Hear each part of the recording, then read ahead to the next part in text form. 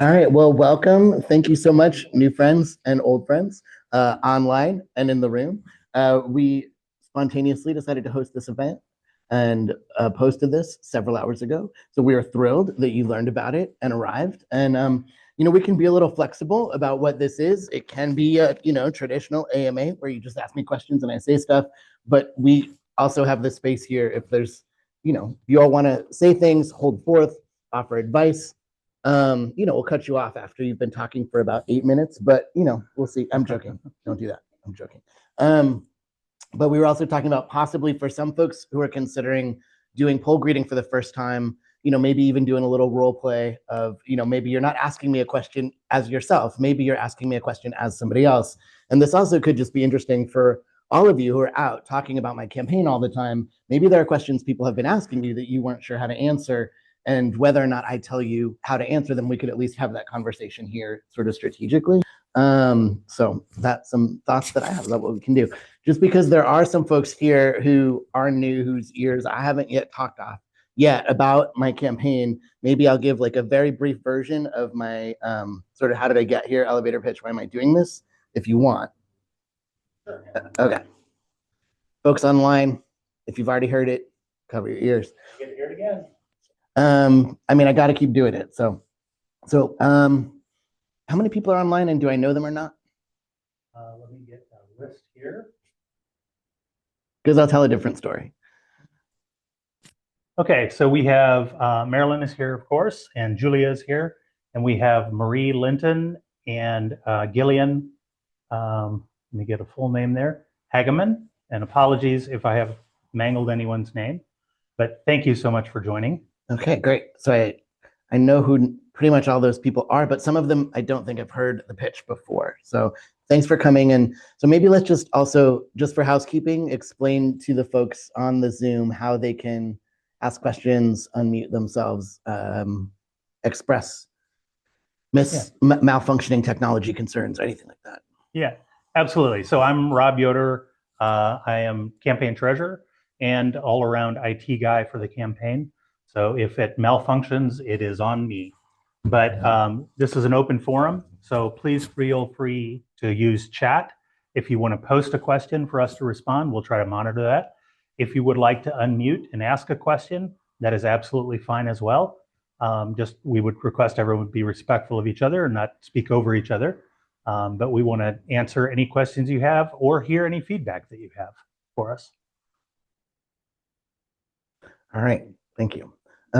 So, the version of how I got into this situation, I usually tell the story as starting on November 20th when I met Marilyn, who is on Zoom on a street corner in Watown. And, a couple weeks before that, ICE had come into Charlotte and I went down because I'm a Latin American history professor and a longtime community organizer.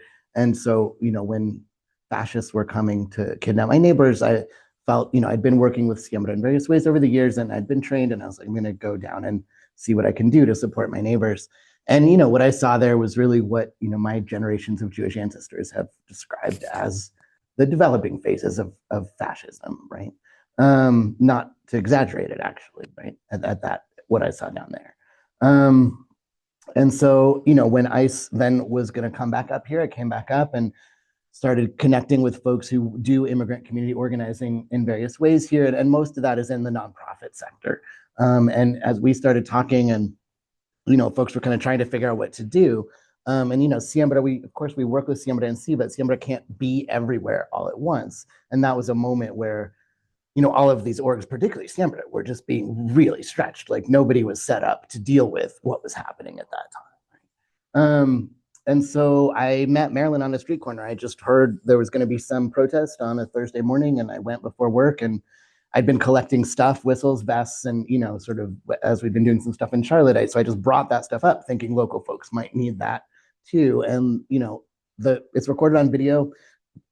It went viral because of Marilyn's famous booger. So this is as famous as, hopefully we'll get more famous than this, but I think 20,000 people saw the video of me and Miss meeting each other because, anyway. Sorry, Marilyn. There's only a few people here. Don't worry. I'm not spreading this to the whole world. I just only learned that, a few days ago that was actually what happened with that video. Yeah, because of a booger. Yeah. I think that you don't know what's going to make something go viral. But in any case, that protest, and I tell this story a lot because it was such a powerful day. We thought that ICE was going to come and start kidnapping people that day, and they didn't. And instead, in both Greensboro and Winston, several hundred young people occupied these street corners and felt what seemed to be an experience of relief, right? And really a relief that day, right? And all these young people who'd been really holding the burden of protecting their families, protecting their elders, and we're still holding that and are still holding that, right? But for that day, it was a street party, right? It was a street party, and they were doing burnouts, which I learned what they were for the first time. And it went for 12 hours, in Greensboro, right? And sort of that, then there were various protests and various folks started coming. And, as happens in situations like this, people started getting to know each other, and an organization came out of that, right? Which we started calling Fuerza Triad Strong, to kind of be an organization of immigrant communities and allies around the triad and kind of fill in the gap at that point, right? And so the gap at that point, what that meant was to be talking to as many people as we could about what their plan was going to be for if ICE rolled up and whether or not they looked like an immigrant, making sure that everyone that we could talk to had some kind of plan, right? And we also started going to local businesses, particularly immigrant community businesses, and trying to help folks get connected with one another, have plans. We made some of our own kind of literature. This is what you do with the whistle. This is, here's some ideas about a plan, what you might do both for yourselves, your employees, your customers, right? And so various things were happening, and politicians started coming to these protests, like incumbents and new candidates. And it was kind of confusing. We just realized it on the third day that we saw one politician for the third time, and he was just handing out his business cards. And, we realized that they were just there for photo ops, because we started then asking them to do things, and especially in relation to the sheriff and the police, could the county commissioners get the sheriff to stop with the unmarked vehicles in Watown that night, making everyone think it was ICE, right? And the folks who were coming, who were on county council, were kind of not that interested in actually doing anything, right? We created a petition. We got 400 signatures very quickly. We sent that to the mayor. We talked to the mayor. We talked to a lot of people in this. It was, everything was happening very quick, but we were like, we really want to protect our community. People were going around, checking out different reports, seeing if it was ICE. We helped create a Facebook page where if it was not an ICE sighting, but it was a rumor, we would debunk those rumors, right? And so there was a lot of energy. And again, people felt that energy, and politicians kept coming around, right? And they kind of wanted to hear people's stories, but again, we couldn't actually get them to make any commitments. And what we realized was that, this really is so much of a black and white town, and that there really has not been structural representation of immigrant communities here, right? And not on the school board, which is, the kids in our public schools, 1/3 of them are from immigrant families. And to not have that representation, folks are really not committed to listening in a profound way, right? And we had dinners with folks, and, so several people who were, I think some people were certainly concerned, right? And were interested, but said to us, like, well, you all, not me personally, you people in immigrant communities, you all need to run for these offices. Well, at that point, we had like 2 weeks before the filing deadline. But we looked around at one another, and several people actually stepped up and said, fine, we don't know what this means, but sure, we'll think about it. And people started talking about, what would it mean to run, and looking at the offices, and what is county council, and what is the school board? But we had 2 weeks, and folks who were around the Democratic Party were not actually very encouraging, right? Particularly there was protection, right? Feeling protective, that it would be dangerous, right? For folks to just put themselves out there without knowing anything, not having any money, starting at the last minute, right? And so several people who were really considering it decided not to do it. And while we were having these conversations, though, and sort of thinking, well, what kind of support would be needed, right? What kind of personal skills are needed? And I just was like, wait a second, I have those skills, right? And it just was sort of clear to me as we were having these conversations, and I was increasingly angry with the Democratic Party. And I also met a lot of candidates, right? And I met some of the candidates for this office. And, I knew a little bit about Pat Harrigan, He had gotten several of my colleagues at Wake Forest fired in the fall. That was how I knew his name. Not tenured faculty like myself. We are harder to fire. Not impossible. I'm sure they'll try to figure that out. But some staff people, and he had sent the libs of TikTok after them. So I knew his name because of that. And I'm not a super vindictive person, but there's a part of me that was like, fuck you, no, like you took our jobs, like we're gonna take your job. But the people I was meeting for this office, I just felt concerned that they were not actually up to that task. And I was like, you know what? I don't know. I mean, let's just try it. So here we are. This was in the context of this community organization continuing to do work. And we also were sort of co-endorsing or sponsoring or supporting another candidate as well, Cynthia Peñalosa up in Rockingham County, decided to run for school board. And so, we have the organization has, things have evolved over the last few months, right? So, Maryland continues to really focus her time on that organization, its work. They've just had, I think, really important success over in Greensboro with trying to stop this child concentration camp that they've been trying to build in Greensboro in the facility that formerly belonged to the American Hebrew Academy, and just continuing to do that community work, right? So a lot of the folks who are core in this campaign are also continuing or, have been doing that organizing work, and this campaign comes out of that, and whatever happens here, that, that work is going to continue. And, the challenge right now with all of that, of course, is that that immediate sense of pressure is not, a lot of folks are not aware of it right now, even though a lot of folks in immigrant communities are still not leaving the house. They're still not going to school, are still not going to work. Like that's all still happening. And a lot of folks, for a minute were like thinking about Renee Good and Alex Preddy, but that was it. But none of that has stopped. Right? So these conversations are still ongoing, with local authorities, and we are trying to, even use just having a campaign as a way too, right? So I've been able to get in rooms now because of this with folks across the state in the Democrat Party and with state senators, with other people who I wouldn't have been able to be in. And every time I make sure to be having these conversations and really saying, this is still happening. What are you going to do about it, right? So that's the framework. And, we've laid out a campaign very, very quickly. I filed on the last day. So we have really leapt into action, and I've been super lucky to have, the folks in this room have like really given over their lives to this campaign, and I can't thank them enough. Julia and Marilyn and Rob and Darlene in particular. It's been incredible to just get to see like, what can we build together in a second, just because we want to do something different, right? And that feeling of, can we do something instead of feeling powerless, right? Because for me, these last few months, I want us all to feel like there's something we can do right now, right? And it's not, electoral politics is very, very bad in this country, but it's something that we could possibly do, right, to try to not only preserve the shreds of a democratic system, but possibly change it. And there's a lot of other things we could also do, right? So, a lot of what I've heard in talking to voters, young people, is just a desire for something to do, right? So in any case, I hope, that folks will join us in the next just 8 days of action, now 7 days of action. We have a ton to do. We're super fun. We have party every night and, stuff to do all day, every day. We'll be doing a bunch of art making tomorrow. So there'll be sign making and craft making here, which Marilyn will be leading us in, I believe, both some during the day, some tomorrow night, looking ahead to the Camel City United Indivisible led protest on the weekend.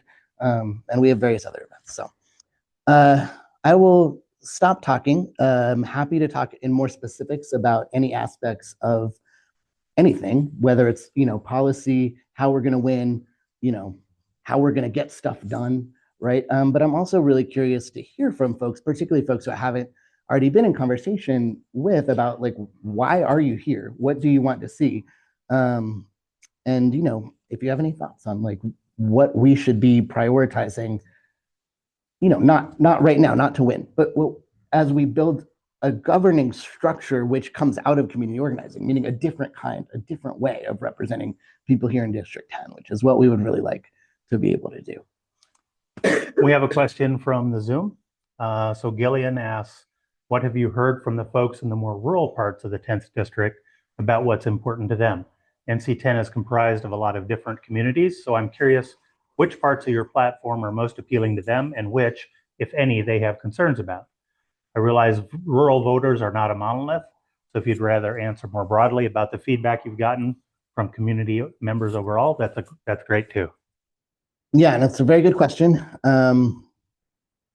Gerrymandering is a heck of a thing, as far as drawing people together who are living in very, very different lives and using that as a way to drown out, right, certain people's voices. Rob and I went down to an event in Lake Norman a couple of weeks ago, and there were about 200 people from that area. And for most of this campaign, I will say, I have not been physically present in the district. I have been physically present now for the last 2.5 weeks. And so for me to actually be outside of Forsyth County has been just a challenge, one of the challenges of the campaign. And certainly we are trying to hear from those more rural voters, but honestly, we've been working with the networks that we have, and most of those are more urban, more Forsyth County. We've had some folks through the DSA and through some other spaces, be working with us from the Lake Norman area, from Hickory. But look, what are the things that bring us all together right now? Affordability on every front, housing, healthcare, the cost of everything, the cost of energy, right? And these are things that, progressives, and I know that word has been made devoid of all meaning, but folks, let's say economic populists, right? Bernie Sanders has been very successful in speaking with voters in rural areas, including the rural South. And he uses a language that is not Democratic coded, right? To talk to people and to listen to people. He's very good at listening to people.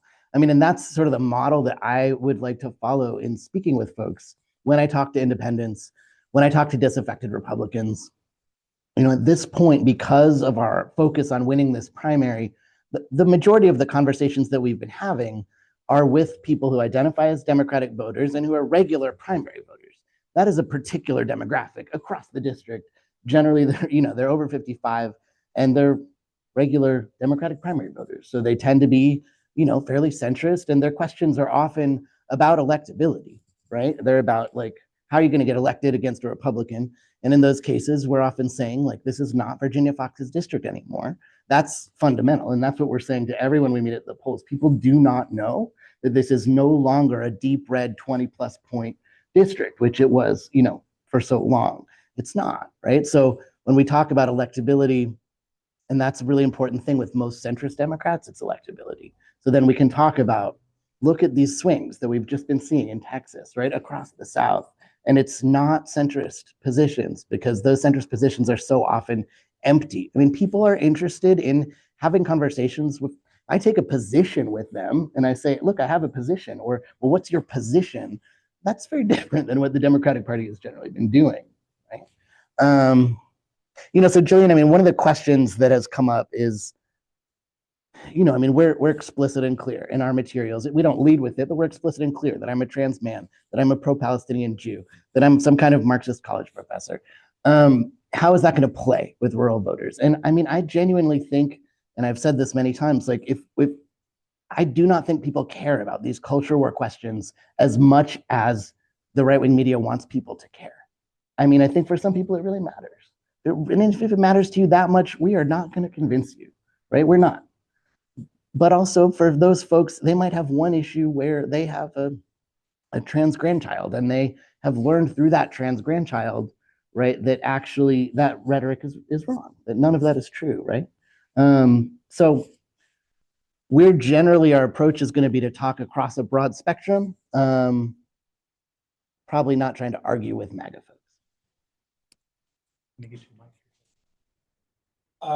What are the top 3 issues you're going to work on when you get to Capitol Hill? What are your 3 policy prescriptions that you're going to fight for? Top 3. Yeah, so the first 3, the big 3 that we're talking about are, in relation to affordability, we're pushing not just around costs and tariffs and that kind of thing, but about wages.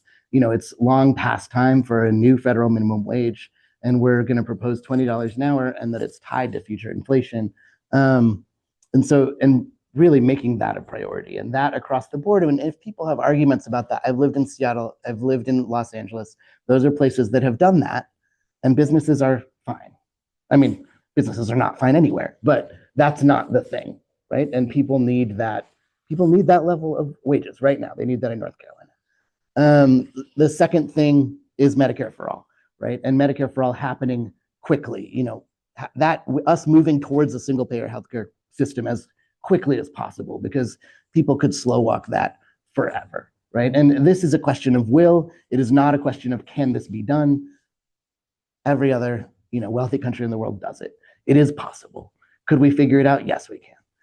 And the third issue is, around immigration. What are we doing with immigration? The entire immigration system, foundationally flawed, completely broken. At this point, the entire Department of Homeland Security needs to be dismantled, rebuilt from the ground up. The asylum system has been destroyed, but the immigration system was already completely broken. And certainly we need to stop immediately with this level of human rights violations, the detentions of children, the torture that's happening in these centers. So $20 an hour, Medicare for all, abolish ICE. Is it abolish ICE in your plan for it says oversight and not abolish ICE? So is that changing? Does increase oversight? I mean, that is a good question. I would personally want to rebuild the entire Department of Homeland Security from the ground up. When we say abolish ICE, that can mean a lot of different things. When we say oversight, maybe we softened it in the brochure. I would suggest not softening. Mm-hmm. It's very important. Mm-hmm. And the people that are fortunate to be able to fly or travel, they know going to the airport sucks. Yeah. Right. So saying to reform Homeland Security or rebuild Homeland Security, so it's actually effective and it's not violating our rights. Mm-hmm. Mm-hmm. I feel like that'd be a stronger. Yeah. And Yeah. help differentiate you from other things. Yeah. Yeah. One other question is poll greeting, is that the best place to get voters? Because my understanding was from the Kamala Harris campaign, and the biggest issue, and let's see, unaffiliated voters being the largest registered voter demographic in North Carolina. I believe the issue is not getting people who show up to vote, but getting people who are choosing to stay on the couch to show up at the polls. So might it be I know it's been a shortened campaign, but what are you doing to get people off the couch and into the polls?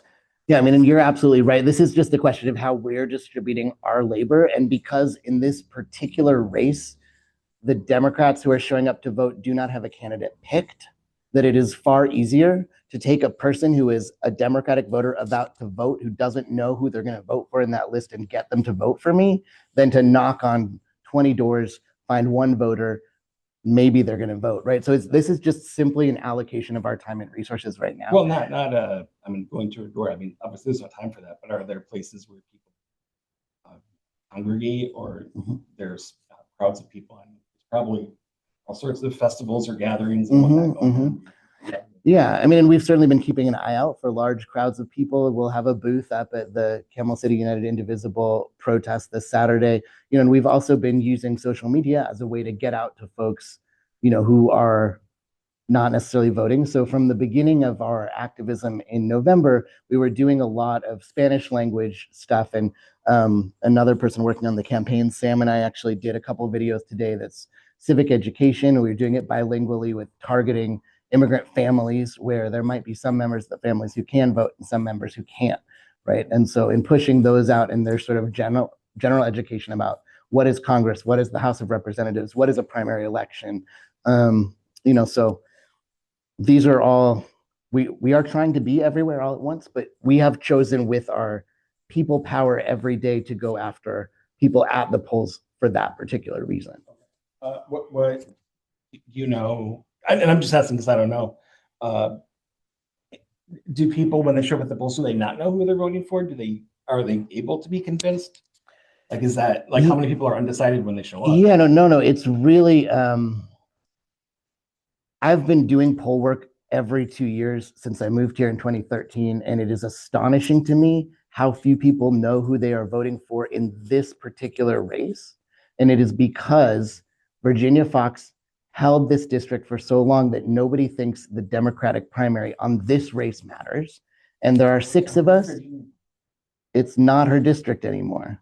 It's Pat Harrigan's district. It has been his district for 2 years. People don't know that. So that piece of information is fundamental. We have to tell people this is not Virginia Fox's district anymore. It is a MAGA asshat's district. He has been sitting in that seat for only 2 years. He is not popular. People like him are not popular. He is at an R9, which right now is completely winnable if we look at similar races, right? So the thing is, the reason folks don't have someone picked up for this race is because there's no reason to care about this race.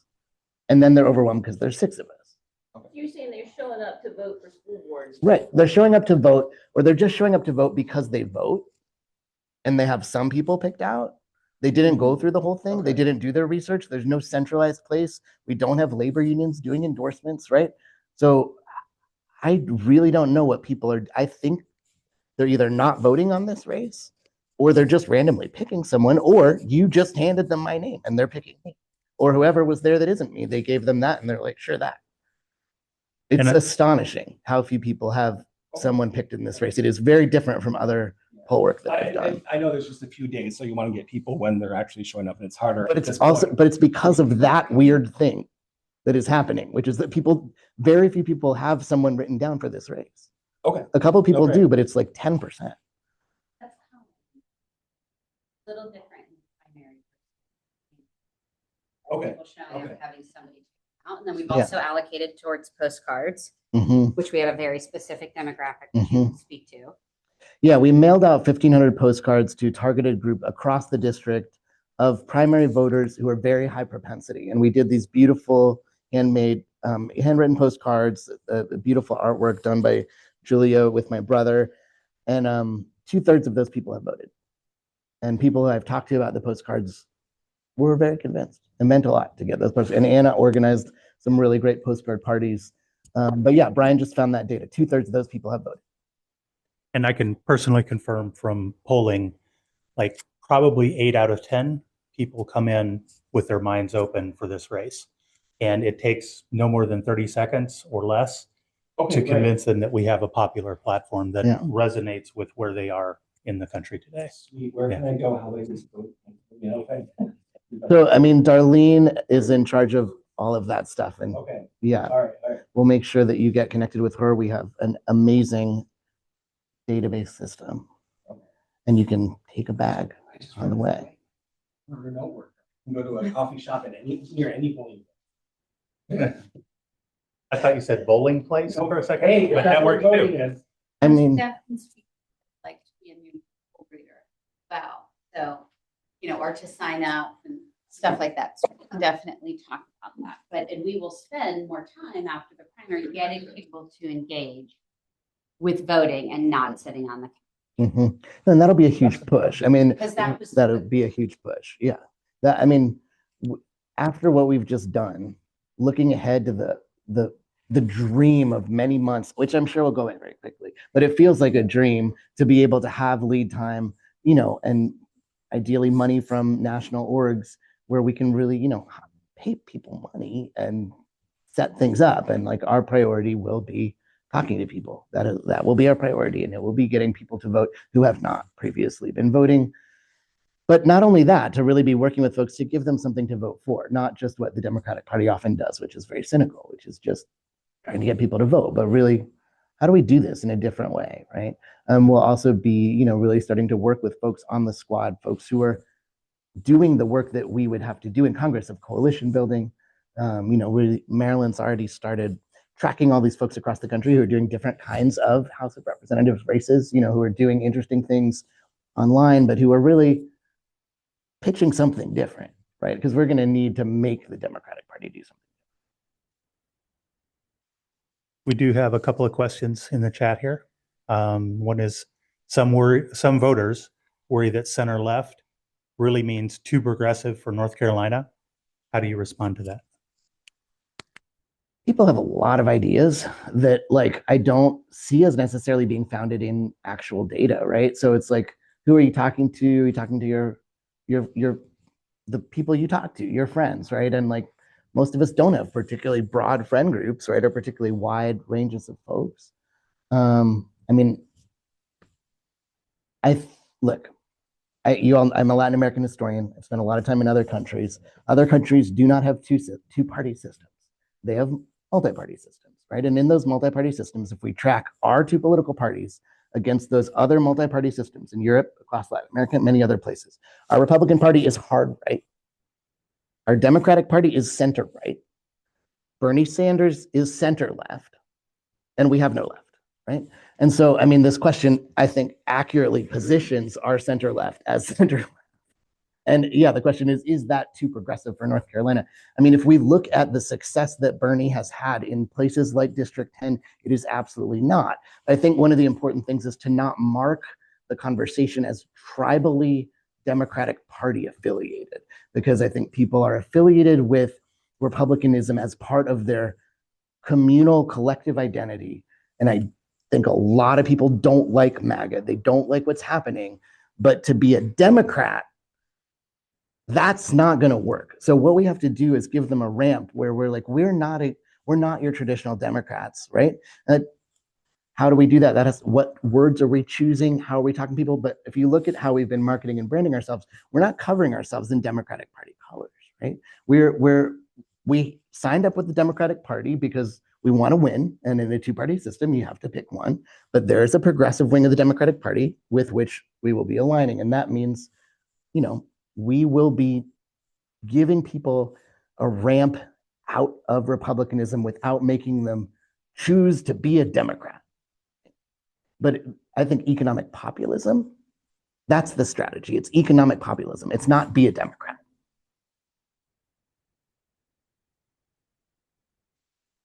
We have another question from Hassana. How will you address pushbacks?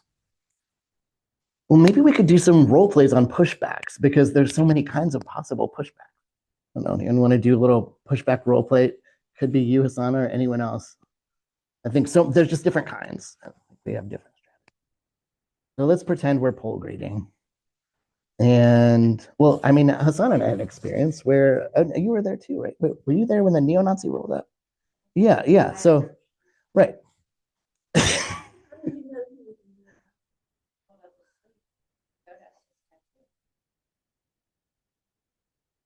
I was the only person. It was clear that everybody knew who it was, but I made it very clear that you needed to give him material and was accept, but I handed okay. Mixed feelings down, but I put information into otherwise. That doesn't have to be protest. I mean, I think, look, so let's say we're actually engaging with people at the polls. We're each going to have our own strategy, right? So also, like, even what we perceive in people and whether or not we're in a conflict, that's going to depend on each of us and each of them, right? So like Hassan and I, for our own particular background reasons, knew what he was showing us. Like, we both perceived those symbols for particular reasons. And I wouldn't have approached him, and Hassan would have approached him. I don't think it's remotely problematic that Darlene approached him. I just think it's interesting. We're all going to have different ways of reacting and responding to people. And some of us are going to want to have some type of conversation with somebody who might have a conflict with us. And we have folks volunteering in different places who really enjoy talking to Republicans. And some people want to get into all sorts of things. I mean, it's been really interesting to talk to disaffected Republicans about policy issues. I don't think it's super helpful if somebody really doesn't agree, I don't think it's worth the time to convince them, because you're not going to. And it's just a waste of time, right? Just like online. Do you feed the trolls? No. But some people enjoy that. Like, do you want to spend a long time doing that? I don't know. I wouldn't. Is somebody, though, possibly like, you don't know what they're going to do in that voting booth. Today, though, they can only pick one primary ballot. So they have to either vote that Democratic, if anyone's not from this state, like, this is a closed primary. You can only vote everyone on the Democratic primary ballot or everyone on the Republican primary ballot. Right. Well, sorry. You don't get to mix and match, right? You just get one. So that's different in New York and in some other states. So certain kinds of pushback in this context of poll greeting, but also we're not sending you to places where you're going to get into things, right? Yeah. lightly, even if people aren't in literature, we thank them for voting. I mean, but I think, so let's take a step back from Asana's question. So, I mean, if some of it is in a larger sense, what are we doing in the campaign about pushback, right? So different kinds of pushback. What is people disagreeing with your message? What is Right.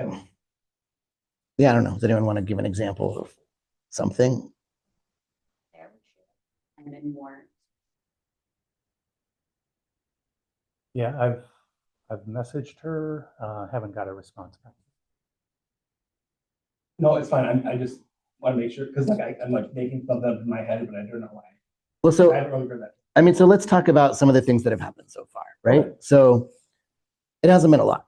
There have been a few little things on the internet with people who are trolls, presumably trolls from somewhere else. I don't know what they are, right? Oh yeah, but in the context of that's Yeah, I mean, in the context of poll grading, it just hasn't happened. I mean, so the main challenge is like actually negotiating space, sometimes with one or two of the other candidates, of whom there are 6 for this race, wanting to be at the same polls, right? So there might be me and somebody else in the same race, or me and 2 of them, or you and 2 of them, and you're all trying to give your literature to folks, and everyone's mobbing that person, and it's a little intense. And like, you know, several of our opponents are over 6.5 feet tall and have very long arms, right? So I wouldn't call that pushback. I would just call that like it's a bit of a basketball scrum, right? Scrum. Oh man, I don't use sports metaphors. Rugby scrum, but it's like I was thinking about a basketball because you have the very tall guy in the middle, like at the center. You know, with that, like I just try to physically position myself so like you can move yourself around and you can approach voters within a certain radius. Like, you know, you can't be within 25 or depending 50 feet of the polling location that's clearly marked. You can approach a voter. Voters know what we're doing there. Some of them really don't want to talk to us. That's not most of them. They make it very clear with their body language, their hands, their everything. I don't want to talk to you.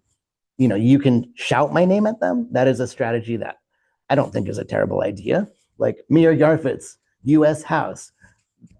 At least they've heard my name, right? I mean, some people are very aggressive about giving the literature. Can we say vote Mir for a better tomorrow today? Oh man. For a while we had like a whole pun-based signal chat. So there's a lot of punning options that you can try. You may make friends that way. Yeah. You've been mentioning like approaching voters. So I'm going to be at a library. That's a polling site. How do I know who's a voter, who's just there to use the library? Yeah. If I could chime in, I've just asked the question, have you already voted this year? And that will lead to either a yes, a no, or I'm just here to bring the library book back. Right. But if they're just bringing a library book back, you can still give them voting material. They haven't voted yet. Yep. So I take that as you can still be given voting material. But you know, I have a different kind of engagement because my assumption is like the voter is here to vote and is expecting this interaction and wants it. The library patron, though, they've often taken it and like are fine. I mean, just kind of read it. Like, you know, don't like hound them and their children, but like you can give them a pamphlet. They're there to read. They like reading. They're at the library. Is it fair or appropriate to ask them which ballot they're voting on if you can't tell from their body language? Yeah. Can we say, are you voting Democrat? And then we know whether to, because if they're not voting Democrat. I mean, I see Darlene shaking her head. I mean, when I have worked the polls for the Democrats many times, and they've said, like, you've asked them, when are you voting the Democratic ballot? If so, here's our list. That's a common thing to do. People might or might not like it when you ask them that because it feels like a privacy invasion, but also like at these polls, most people are Democrat. So it's a little bit like irrelevant if most of them are Democrat, and it's like every now and then somebody will ask you, they'll be like, certain sites that we know it's dominant. yeah. But that varies. I mean, to me, if you're at a site where it's like 50% or more Republican, like I might figure out a way that I'm comfortable asking that. Each of us needs to play that by ear because you get a certain type of reaction when you ask that question. But you're also, if you're engaging with somebody, they're looking and they're just trying to figure out if you're a Democrat or a Republican. And the challenge is our literature doesn't flag that super clearly. And again, that is a conversation we want to be able to have down the road, but that's kind of irrelevant at the primary voting point, right? So we do cover in the training videos that, you can ask, like, or say, this is a Democratic primary, there are candidates running in it. Mir Yarfitz, one of them, tell you about him. He's a Wake Forest professor. He's very, you just dive in. I tend to approach people and ask them how they are, welcome, something very open immediately. And just engage with them as if the assumption is that they are interested in Democratic primary, that they may have not chosen which ballot. And hearing about this candidate alone may sway them to choose to ballot. Obviously, yes, some people are going to walk in very clearly knowing. You never know. So you assume, engage with them and have an opportunity to have that conversation or inform them. Yeah, I mean, I try to use the first few sentences to make it clear, at least that I'm on the Democratic primary ballot, right? And then they make it clear if they're a Republican and they don't want it. So I sometimes start with a question like, do you want to flip the House? The challenge is if you say something to them that they don't expect, like, do you want to flip the House? They don't understand what you're saying at first because they're trying to process what you're saying. They're expecting you to yell a candidate name at them. So if you ask them a question, and you'll see that, right? So I have a quick follow-up question, right? I am running for, right? My name is Mir Yarfitz. You always say my full name right away. Darlene explains this all very well, but I need to remember to say my full name. Say to you that they have voted and they're bringing a library book or something else. I often will say, well, you have friends. Can I give this to you? And just put out my hand and hand it to them and say, please pass it along to somebody who who hasn't voted. Please remind 3 friends to vote. So you're still educating people and moving them in the direction of Mir, even if they voted, even if that's not what they're there for. It's every opportunity is an opportunity to engage with. Well, and again, like if people are library patrons, right? To me, I'm like, that's actually pretty likely that there's somebody who does want to talk to us and actually is interested in what we have to say because they are library patrons. And there's a lot of things someone can do at a library, but all of it is stuff that this federal government doesn't want to have happen, right? So my assumption is if you're a library patron, you want to talk to us. And I do talk to the library patrons who haven't already voted and just say, hey, I might even say as a library patron, you might be interested in my candidate who is a history professor, who is an educator, who doesn't want books taken out of libraries, right? If they're holding books, that's a whole conversation, right? I mean, generally these aren't conversations. You're saying a few things to them. Maybe they're saying thank you. I mean, it really varies. A few people want to stand there for 20 minutes. And at that point, you probably want to think about how valuable your time is. But if someone's also standing there with you for 10, 15 minutes, like try to get them to donate, try to get them to volunteer, right? It just depends. Are they looking for community? Are they looking for connection, right? Some of them are, right? So. We have a few. Okay, another question in the chat. Are you against the center left? Many folks are more comfortable with other candidates because that's what they're more secure with. So many candidates have been campaigning since early 2025 and working on getting endorsements early on. Will you be the candidate to speak to the left, no matter what level of the spectrum may be?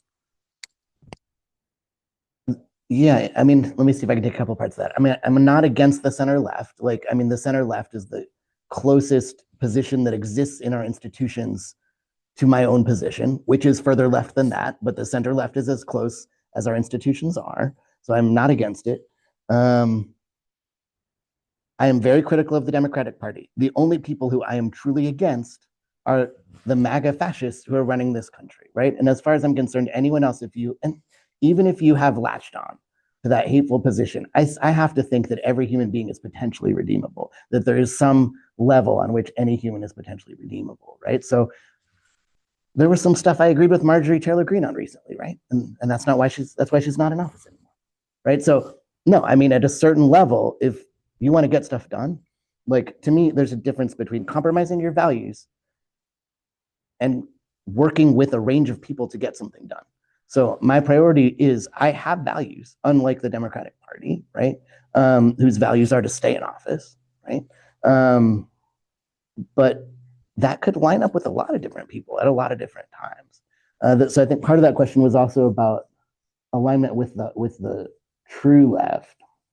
I mean, folks I know in countries where there actually is much more of a left, or time I've spent in further left spaces, I mean, one of the real big challenges and why we're in the situation we're in with like not having an effective left has to do with the splintering of the left, the fact that we cannot work together across various kinds of differences, right? And this is always really challenging because a lot of these differences, like refusals to work with others, I think is often coming from a really valid place. Like that person is racist. They are transphobic. I cannot work with somebody like that. And I understand that. And I understand that. I would also like to not be ruled by fascists. And so that means we have to build some kind of popular front. That means we're going to have to deal with disagreements. That means we're going to have to pick issues on which we can get together with people on whom, like with whom we do not agree on some things, because we all agree that we don't want increasing violent fascism and the total destruction of electoral democracy. We're going to have to work with a bunch of folks we don't fully agree with. And I will as well. That does not mean compromising that. That means trying to get things done. Another question from Brian. And he asked this, but we haven't had the advantage of seeing the State of the Union tonight yet. But the question is, if you were giving the Democratic rebuttal to the State of the Union, what 4 points would you highlight? And I think it's safe to say we know what's going to be said in the State of the Union. Do we though? I mean, anything could be said. Unhinged, yeah. Anything could be said. Economy is roaring. The economy is roaring, right? The economy is doing very badly and is about to get a whole lot worse, I think. I mean, as a historian, I don't predict the future. I don't think anything good is about to happen with this economy. I mean, is the Democratic rebuttal like, you're wrong about your assessment of the union being strong, or is it like, this is what we need to do in the future? Yes, it would depend. I mean, so whatever he says about how great the country is doing, obviously that's all wrong. This is a fucking shit show. So I would probably say that, just a lot of cursing. But I think, really naming for folks, I think, as I said before, like, how do we give folks a pathway out of tribalistic republicanism to be able to split from MAGA, right? So we see this happening with, for example, a lot of women who are with MAGA men, and they don't like this because it's getting too Handmaid's Tale, right? And then they secretly are voting against Donald Trump or something like that, right? So I think, how do we make those connections? So to me, a rebuttal is, I mean, sure, there's some data rebuttal, but they're taking the data. I mean, what data about the economy? Like, they're doing all this stuff with the data, right? So to me, it's less about the data and it's more about like, how do folks feel about what's happening, right? And really naming what's happening in our immigrant communities, naming the fear, naming the ongoing economic issue. And the fact is that now, right now, January, February, March, a bunch of people are either losing their healthcare or it's getting a whole lot worse. And we need to name that and see that. And a lot of people on various kinds of benefits, they're getting cut off. They don't even realize it. They've been cut off. There's nothing they can do. There's no one they can call, right? And we need to name all of the destruction of all kinds of social safety nets that is just ongoing. That needs to be named, right? That needs to be named. And again, just naming the different kinds of experiences folks are having of daily stress and hopelessness and alienation and isolation. But then we have to give them a message of hope and a way out, right? And so that way out has to be like, right now we are having an election that matters. You don't need to go vote in this election. Find something to vote for. And the primary gives you a much broader range of things to vote for also, right? It hasn't been narrowed down yet, right? So let's also send a message to both the Democratic and Republican Party, right? Encourage people, let's vote for non-MAGA Republicans, right? And let's vote for progressive folks across. Let's signal that we want something different, right? Or if you're gonna not vote, like, go do something with a ballot that shows that you didn't just stay home. Go write Donald Duck in. Go vote for a libertarian. Go vote for someone who's not gonna win, but at least you're showing those two parties that they don't just get your vote by doing nothing, right? So we need to signal that, I would say, right now in these various primaries across the country.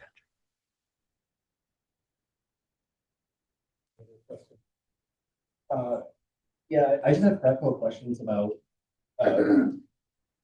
doing poll grading.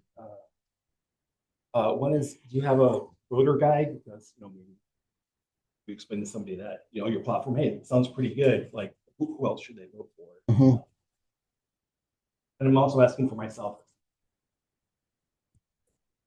So some candidates have just gotten into some trouble for handing out a pre-filled ballot. Not a right? pre-filled ballot, a voter guide. but like, That's different. but giving like personal recommendations, personal endorsements, we haven't done that because we actually are trying to be very careful about we're not endorsing other candidates, right? For a variety of reasons. I mean, I always just as a Okay. person do that for my friends. We don't have a ton of organizations that are doing that, but there's some interest. Hate Out of Winston has done these various really interesting conversations with folks, and has had stuff come out of that. Mhm. And we can help you with who to ask about the different candidates because there are 37 school board candidates alone. Right. Well, I was just wondering in terms of like, if somebody happens to pick up what we're putting down for the poll greeting, and they might ask like, hey, who else kind of. Yeah. We can help you learn about their. Yeah, and I would just phrase that with them also. So we can do that with you, but just making it very clear, we are not endorsing other candidates. Okay, Like as a campaign. I understand. Yeah. Yeah, it's too early for that sort of thing. You may want to talk about also not voting for every person in a school board election. So that you we make sure certain people end up on the ballot, that you don't fill out, for instance, all 9 people. Right. You might want to, a lot of people don't know why you would choose to do that. Yeah. So explaining some different strategies, just because you can pick 9 for the school board. Yeah, that may not be the best option. Should we say that now, the reason? I mean, either way. It's the school board candidates are ranked, and if my understanding is right, it's just the person with the most votes. They pick the 4, if you're allowed to pick 4, they pick the 4 with the most votes. And if you only have 2 you like and you're unsure about the others, you don't just guess, because you might be giving a vote to somebody you know nothing about. So only pick the ones you feel strongly about. Exactly. And a lot of people might not also understand just the fact that this is not something that normally happens. You will not normally vote for 9 people. They will not turn the poll over again. Things changed in North Carolina as far as the process with this. From here on out, half the board will turn over every 2 years. Some will be on for 4 years. It's very different than what it's been. So that's a whole thing. Oh, I just have a practical question. Like, how close? Like, is there somewhere we can get that information? Yeah. Okay. Yeah, for sure. There's a sign up. It covers most of all that. And it's also very clearly marked. There's always people like judges that work the polls and things like that. And nobody really violates those things. And they come out and glance at everybody. If you stay where everybody else is, you're good. And I know like some places like water and food for people waiting. You cannot hand things. It appears that you are buying both, even if it doesn't have considerable value. Yeah, sure. It's true. Yeah, it's not just Georgia, it's also North Carolina. So we do bring water and snacks, and you can give those to the other volunteers. Yeah, I just want to make sure I'm like.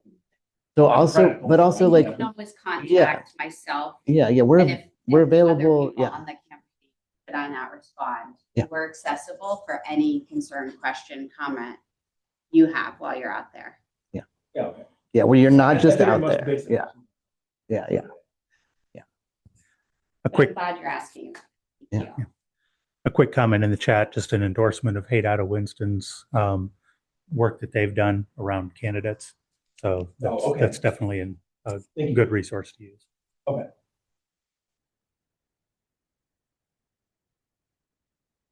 So we do want to honor people's time. It has been an hour. I mean, we started a little late. Is there one final question to take us home, or? We don't have any more in the chat. Okay. Let me just check through another list here real quick.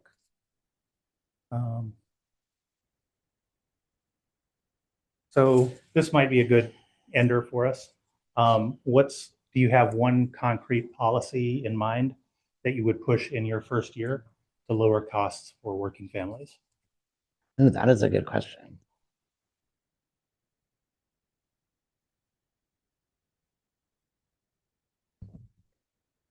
I mean, the big thing I'm going to do right away of Medicare for all is just when I just think about what costs people have in their lives, it's all those healthcare costs, from, insurance to pharmaceuticals, all that. So, I mean, that's a major, major priority that will slash people's spending to do that first. I can confirm, I'm lucky enough this year to have insurance through my employer. Previously, my wife and I were on the marketplace, government marketplace, and those policies have gone up exponentially. We're hearing 200%, huge numbers. My policy, even though I'm a member of a enormous group of pooled employees, right? We use a health or a employee provider. We have gone up by 50% for the plan that we had. So even though we're private insurance, should not have been affected just because of the loss of scale from the ACA subsidies, we're directly affected. So we've had to scale back our healthcare coverage because of the cost increase. I think all these things, like, people are just going to be kind of figuring out and noticing in these next couple of months. Like, I think this has just happened to a bunch of people in a lot of ways and don't even realize it. Yeah. Mm-hmm. What you just said, about the scale, I mean, it was a theoretical thing when they were first selling the ACA and the mandate for ACA. And people didn't understand it, or they thought it was just, kind of a claim that wasn't going to play out, but it's. So as a final suggestion to everybody, something that I've heard from some folks out on the campaign trail, and I'm hoping every one of us can do when we walk out of here, make a very clear plan for yourself to vote if you had done it already. And maybe when you go vote, bring a friend with you. That's number one, is vote. Number two is donate. We have a bunch of swag here that we would like to sell you. You can just donate to us, and a $25 donation, honestly, any donation helps us. We are not taking any corporate money. We're doing this all very grassroots. Some of these things do cost money, or if not to us, to some other candidate, because when you give some money to a candidate, you have skin in the game and you're much more likely to pay attention to what they're doing. Show up to events like this. We're all doing 1 million events, and this is our civic participation right now. And then, please do volunteer. And again, if not for us, then somebody else. And you can volunteer for, the party itself, especially on election day. There's so much need on election day to get all those polls working. And then make a plan with 5 of your friends. Make sure that they vote. Make sure that people vote for this, because people are not going to show up to a primary election if we don't drag them to vote. And including people who you think might be voting, they might not know there's a primary election happening. So that's my concluding pitch. We'll hang out here. We'd love to chit chat and keep talking, make your poll grading plan with you, do all that stuff. And any other doubts that you might have in relation to that, I live here now in the headquarters, so I'm not going anywhere. And if folks online want to chit chat, we'll leave it open for a minute just to see if folks have any follow-up questions. And thank you so much, Julia and Rob, for your tech work and making this fun. And Julia's posted the links in the chat for our donation link and the volunteer link. So thank you, Julia, for that. All right. Wild applause. Way to go, civic engagement.